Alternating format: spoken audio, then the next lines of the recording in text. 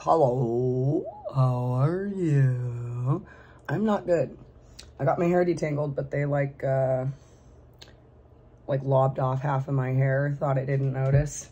So basically I went to a salon. I had this part detangled and this whole part was about this much hair. It was a lot of hair. And basically, to make a boring story short, women in Tennessee are super racist. Every single woman in that salon spends like hours of her life going and getting her hair colored an obnoxious like patina of yellow. Some of them have their hair white. One of the girls that did my hair, that ruined my hair, her name was Summer, and she had just like white hair, made her look a lot older, and she was so fucking bitchy. Hairstylists are usually super friendly and cool. None of these women are friendly or cool. The first woman that did my hair, I made a point of saying like, yeah, I'm not from here and people are not very friendly. She's like, oh, well, just give it a while. I'm like, I've lived here for 3 years and I have not made any good connections with women here. And you want me to wait longer? So the people here are just hilarious. They're just hilariously mean. So basically, like, they thought, I don't know what they thought. They were just trying to destroy my hair, and they did. I should have stopped them when she walked away. I should have just been like, hey, I'm good to go, let's go. But I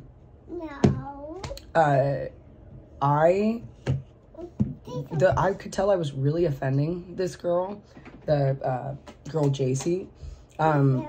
You know, I'm an adult, and so I was using adult language around other adults. There were no children present, and you would have thought, I don't know. I thought that was so hilarious. She was just like, oh, you use such colorful language because you're from the West Coast. I'm like, no, people use language like that here. It's just, you're an uppity bitch. You like are ashamed that your family lived in a trailer park. Why would you be ashamed of that? I've lived in a trailer park. That doesn't bother me any. I can go in public without any makeup on because I'm pretty comfortable with how I look. I don't need to get dressed up like I'm going to the club when I leave the house because, again, this is my face. This is how it looks, and I like my face. I've got a good one, so why do I don't need to do it up all the time unless I'm going to go do something fun. Just going to the store. Why would I get all done up for that? But people here do that. Women here do that.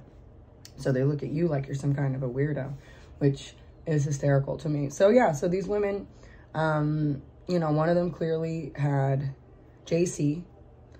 Here's your 15 minutes of fame, JC. JC has a little baby and is off at work and clearly isn't breastfeeding her child because she would be a lot skinnier. Maybe she is, and I'm wrong, but I've noticed this trend, especially in Tennessee. Most of these women put their kids on formula because they want a fat baby.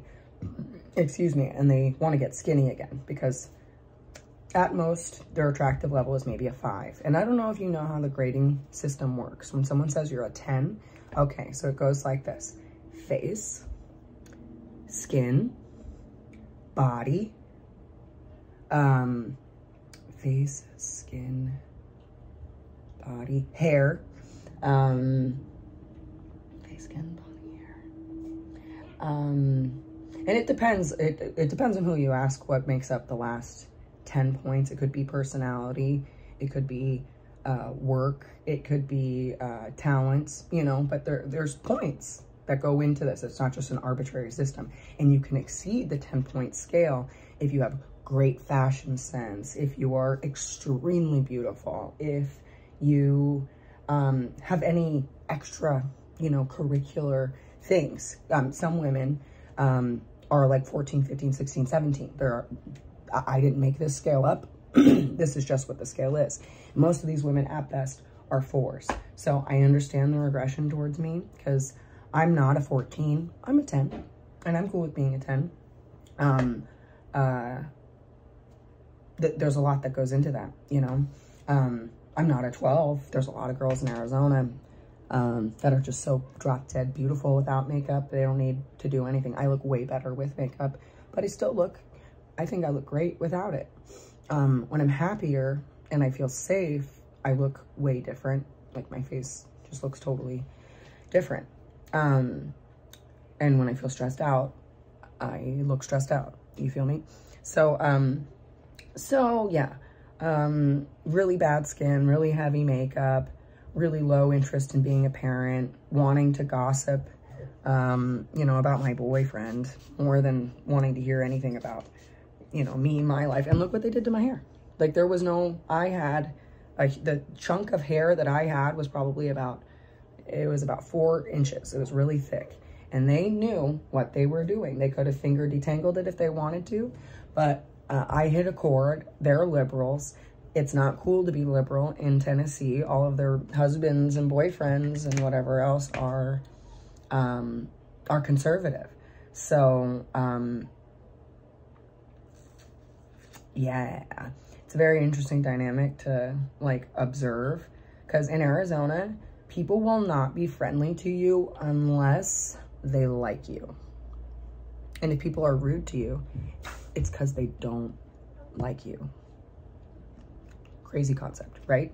Now, not everyone does that, but on the whole, anywhere you go, you will get a warmer reception in some places than others, which indicates to you, I am welcomed here.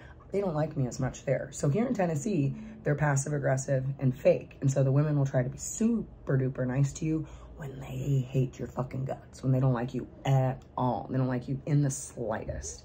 And I don't know like what it is with people that have like made up names. Like, I think with black people, it feels different. With white people, they don't like the connotation of being associated with being black. And people here the women here, the white women in particular, are so fucking racist. The one comment that would just set me off, and I was like, maybe I'm in danger after all, because it's just nice to go to the salon, you know, just sit back and trust the process, because sometimes it's good and sometimes it's fucking bad. And when it's bad, I'm in a position to be able to educate other people about what the fuck happened and hopefully avoid them from having to experience a situation like that. Being around passive aggressive people, yucky, waste of time. They're too immature. They're going to be triggered by everything you say. They think they're so fucking smart, and they're like literally probably punching like a 75 IQ, 80 at most. And I'm not dumb. When I first took an IQ test in high school, my IQ was well above average. And so that's why my teachers let me into the, you know, AP classes, because I'm fucking smart. I was way smarter than all the kids that had better grades than me. And then my IQ got even higher, and I'm sure it's high. Well, I don't know if it's higher now because the water's fluoridated here. But you can increase your IQ. People say that you can't change your IQ. That's absolutely preposterous and untrue. You can. You just have to work your mind. You have to be able to recognize patterns. And that's what an IQ test shows you. And with these horrible women and like them just all like being so shallow, like to get a man, people say it's all about looks. It's not. It's not. It just isn't. In my career, I've seen so many mismatched couples where you're like, but they felt really happy together. So society wants you to think that it's like, I'm a hard body, you're a hard body, let's be hard bodies together. But that's very seldom the case. Most of the time, people link up with people who feel good, not look good. And how do you ask? Do you get that? It's half how you look and half how you make people feel. And beyond that, it's not even the feelings. It's if you can fucking make people think. It's if you can inspire thought, because you can inspire people's loins. Anyone can do that. But to spark thought, that's how you keep love. And none of these women seem to know that, because I guess none of their mothers tried that. So yeah, but the one girl, she was like, oh yeah, if someone has dark hair like you, they'd need to come in every 2 weeks. And I'm just like, dark hair? My hair is red. My hair isn't. I mean, it might look dark right now, but it is red in the sun. So I have a beautiful hair color. It's a highly desired hair color. People used to come up to me and ask me what number it was. Like, I went to the salon and got it done. It's not I don't know what fucking color it is. And those bitches really did a number on my hair. Like, I've been working so hard to grow my hair and thicken it, and it's like back to where it started. And I know they were pulling my hair out at the cuticle. I could feel it. They're like, just say something if I'm going too hard. I'm like, you're an adult. You fully know if you're like touching someone's hair too hard that you're like ripping it out. You can see that with your eyes. You can observe it with your hands. Oh, I need to go softer. And one of the girls was like, yeah,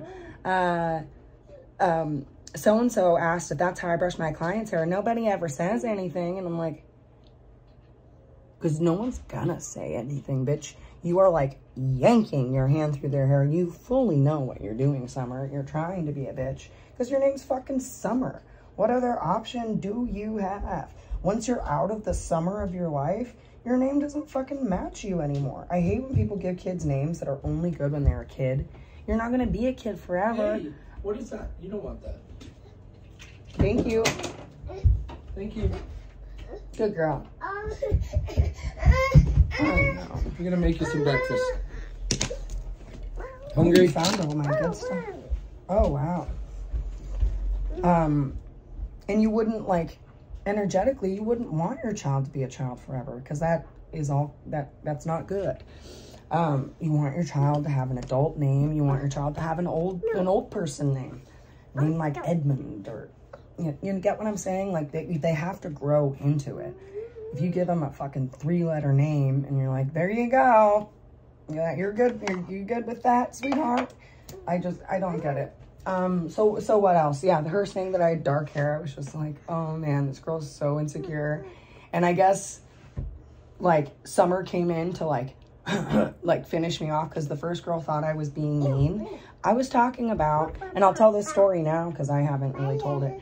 Where I'm from in Sedona, my school closed down, okay? My generation didn't have kids in the last 10 years. Some of us did, but not enough to keep our school open, okay?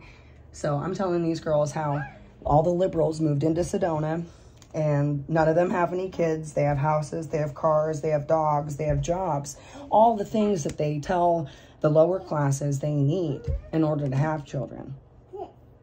They're always busy telling you, you got to have this, you got to have that, you got to do this, you got to do that. But they got it all, they have it all, but they won't reproduce. They won't inconvenience themselves in any way. They moved into my hometown. All of the houses in my neighborhoods are Airbnbs. The school that I went to growing up is closed. There are no children that you see playing in the street. The village where I'm from, or where we lived a lot, I mean, it was a fucking kid party. Everywhere you went, there were kids on mopeds, kids on bikes, kids on scooters, kids on go-karts, kids on golf carts, kids driving their grandma's car, kids everywhere. It was a kid town.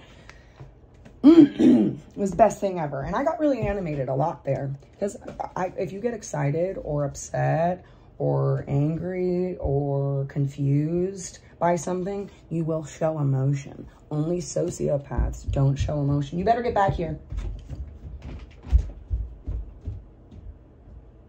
Thank you. It's okay.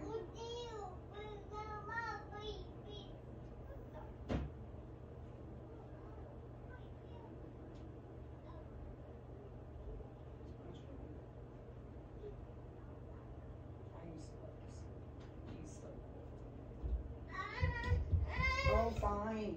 You don't like gummy? What am I supposed to do with you? You don't like gummy.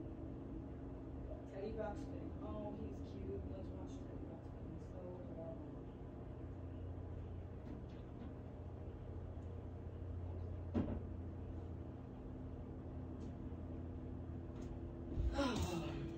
Yeah, so anyway, just a general PSA. Feeling emotions and expressing them is totally normal on the West Coast. Here, if you show emotion, people are going to be like, what's wrong? Are you okay? At least the white people. They're just like so weird. Just so hopelessly weird. Yeah, I fully don't get it. People here have never left the state, like, ever for generations. Generations of people who have never, like, driven their car to the other side of the country and be like, hey, what are y'all doing over here? Never once. And, you know, to be honest, most of the people that moved to Arizona were not from Tennessee. I've met some people that have relocated. I said you can't have it, so I mean it. Don't touch it. We've had other Southerners, and I prefer people from the other states. The guys in Tennessee seem to be a lot nicer, like genuinely nicer, but there's still, if that's how everyone rolls, if everyone's just fake, if they all talk behind people's back instead of to people's face, you're never going to really fully be integrated into a friend group. Hey. You'll only be like partially. You got eats. Food, breakfast. I'll put on doggy land for you. Come here. Doggy land. Yeah. No flipping out. Be good, please. Come on. Thank you. We're gonna go put on our favorite show.